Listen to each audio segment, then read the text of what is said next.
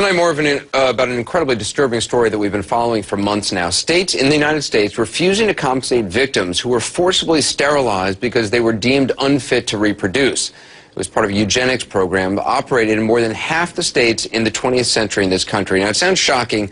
It's almost unbelievable, frankly, to imagine this, but it's the shameful truth. Tens of thousands of American citizens were sterilized without their consent.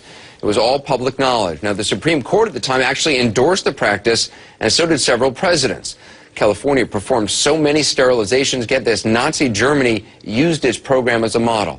Elizabeth Cohen has part one of her report. Sterilization happened right here in the United States for decades, as late as the 1960s and 1970s.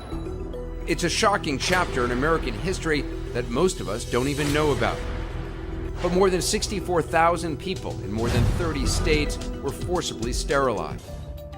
Elaine Riddick was just 14 years old when she was sterilized against her will. She testified just a few years ago. I had my son, they went in to me.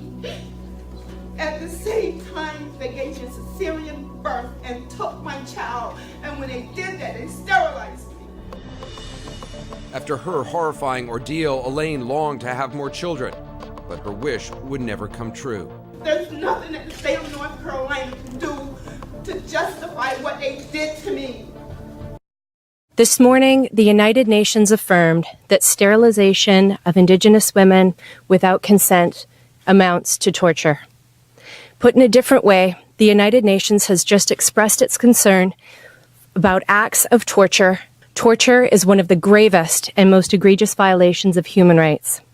Coerced or forced sterilizations meet the legal definition of torture because it is intentional, because it causes serious harm, and because it is rooted in discrimination. Sterilization without consent is a violation of both international law and Canadian law. This practice violates a very long list of human rights, including the rights to dignity, life, liberty, and security of the person.